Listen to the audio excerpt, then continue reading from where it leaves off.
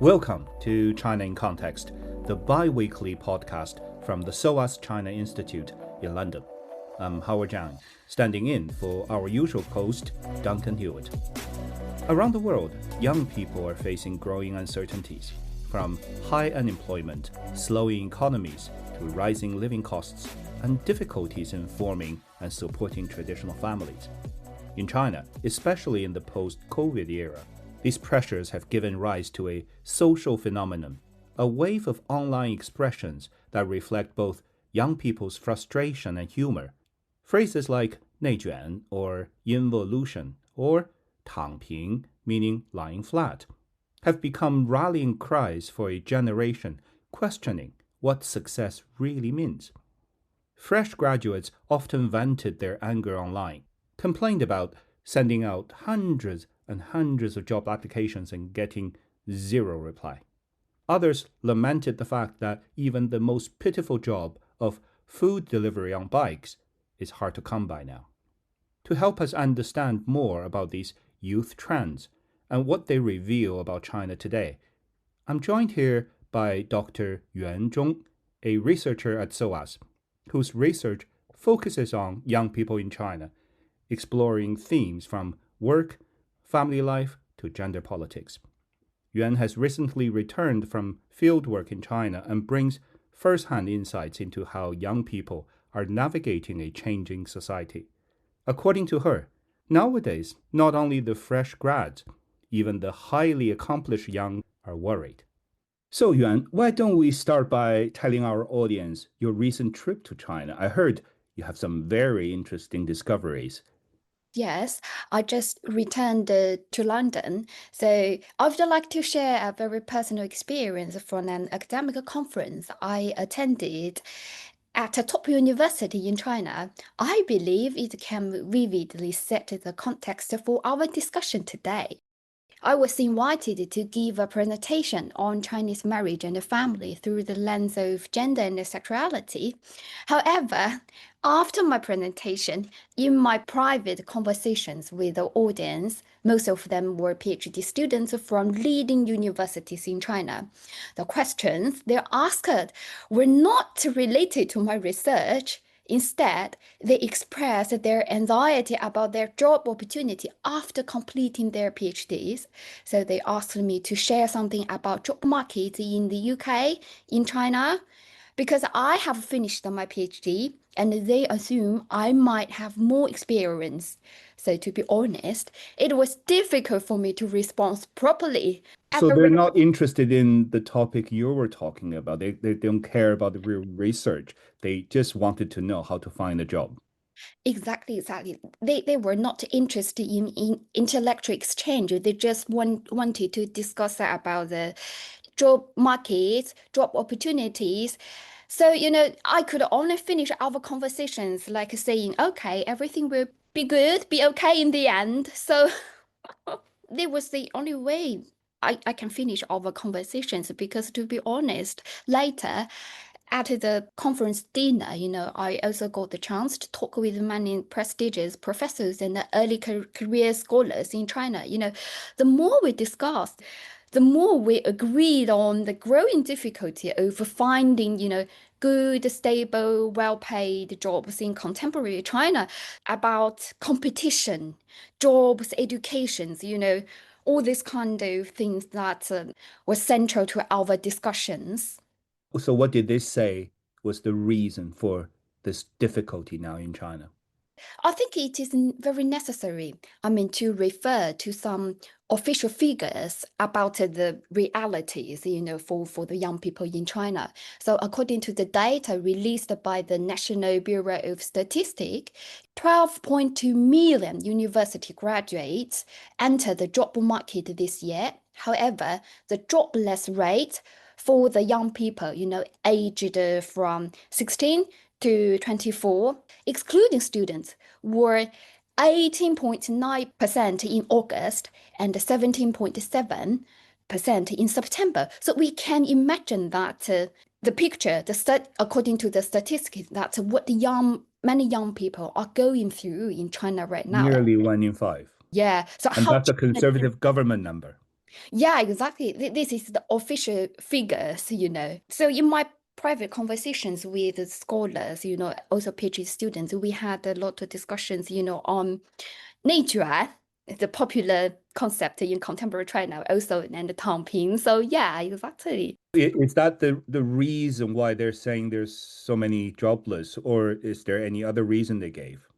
They mentioned that because the driving force, the primary driving force, they suggested that is probably about the economic stagnation. So they said that because China has undergone decades-long socio-economic development, so China right now, it's just impossible to develop so fast. So yeah, this is their response. This is also many the popular opinion about what is going on in China. So it's a end of a cycle. That's what they're saying. Yeah, their opinion is about this. So when I really want to have a further discussion about the reality in China, about Nei Juan or Tang Ping, whatever, you could not imagine how conservative and how embarrassed for them, to further discuss it with me.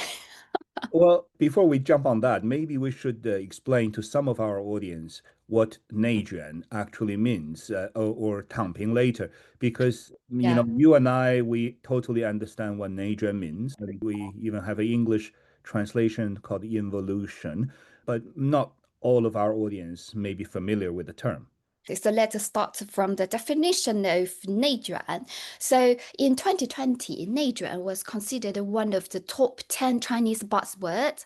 Nei Juan, its English translation is involution. It was a concept initially proposed by an American anthropologist in the 1960s based upon his field work in Indonesia. He used it to theorize an agricultural economy where increasing labor input could not produce corresponding output. Later, around the year 2000, this concept was academically introduced into China as Nei Juan.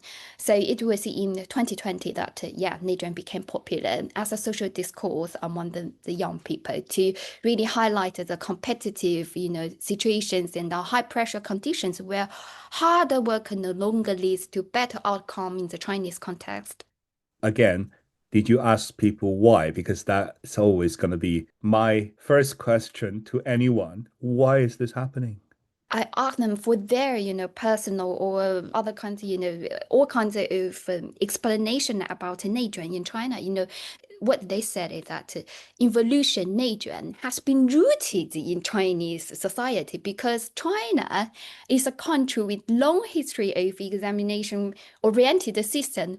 As a byproduct of this examination-oriented system, Nei Juan evolution becomes, structurally embedded in Chinese labor markets, and this is their explanation. How is this problem or this phenomenon being, resolved? And is it getting better to next year or We had a further discussion about Nei Juan. I really want to share my opinion with my peers, the early career researchers in China. So I said that oh, I think that the government and the authority must do something to help us as early career researcher, right? Also for, in general, for young people in China to really have a successful career and have a good life, right? However, you cannot imagine how they respond. They just said, wow, how dare you say so? How dare you? And then they ran away and they just, they were reluctant to have such a discussion with me upon this point. so the moment you touch on even the subject of Nei Juan, everybody runs away.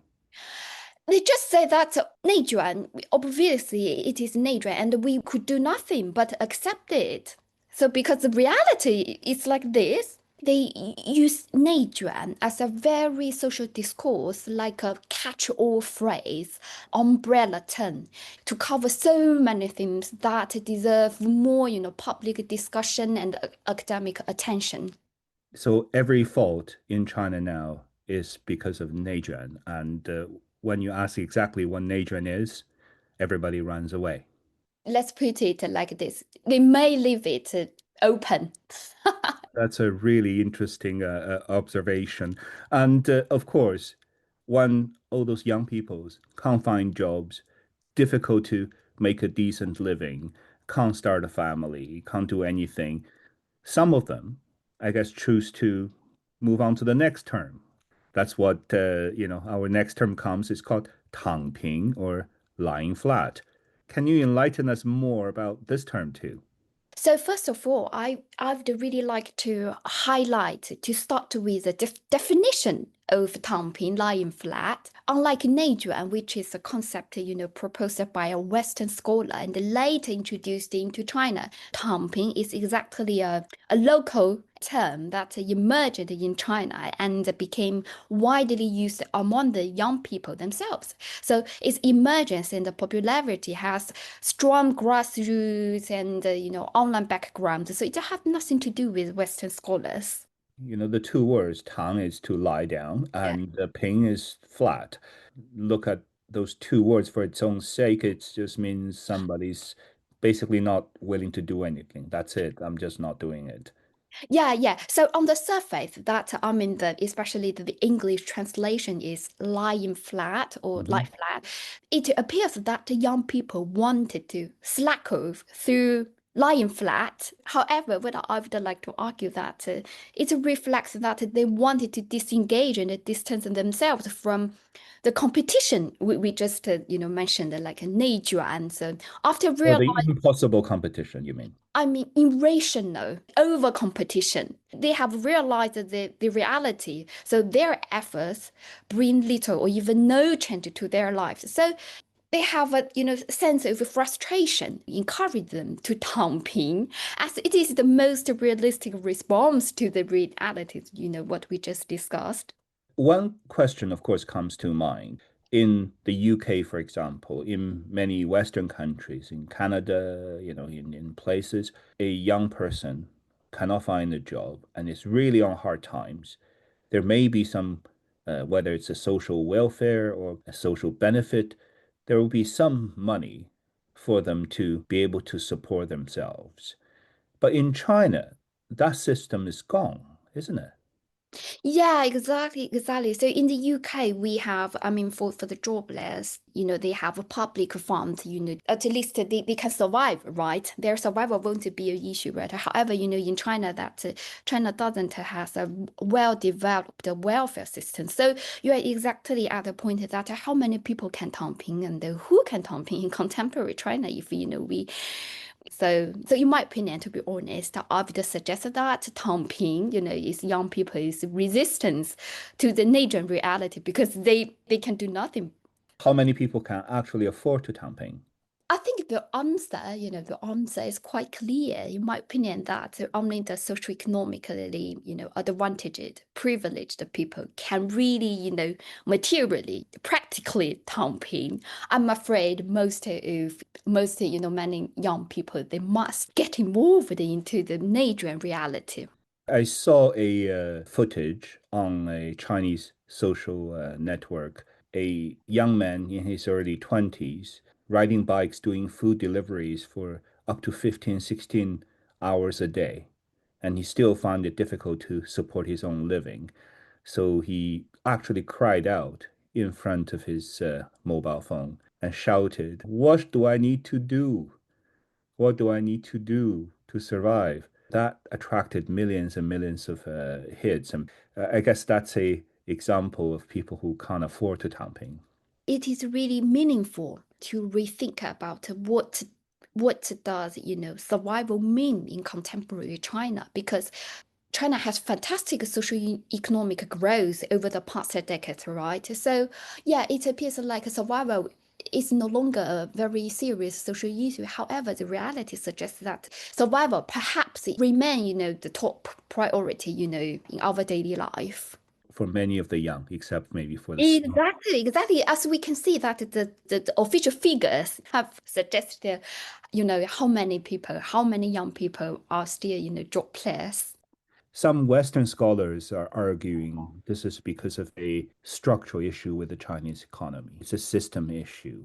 There's not enough money within the consumer class, and there's no spending, and the economy is too heavy towards the state sector. Of course, the government side are saying, no, this is a cyclical, and we have our plans. The troubles will be gone, in a few years and then just have to tough it out. Looking ahead from the scholars you deal with, from what you see in China, what do you think the youth of China today, what type of future are they looking at? Very good question. We all understand that since the COVID pandemic, the global economy is not good, right? So both in China and in UK, the economy issues, we all understand what is happening in UK and in China. I'm not an economic expert, so I could really, define or answer whether it is a structure issue or... So what I can suggest is that I'm afraid that China is unique and no Western theoretical models can perfectly predict China's future. And to be honest, rich empirical studies have shown that development in practice is rarely linear. The difficulty, to predict China's future, also, to predict young people in China, their futures, it's quite difficult. Maybe, it beyond the existing, literature. I guess in the future, if we have more, supporting evidence and theories, we can go back to the question again. But thank you very much for sharing latest observations and insights coming from China on Nei Juan and Tang Ping. That's all for this episode of China in Context. Thank you very much, Yuan, again. You can find all our previous episodes and more analysis on the SOAS China Institute website. Thanks for listening.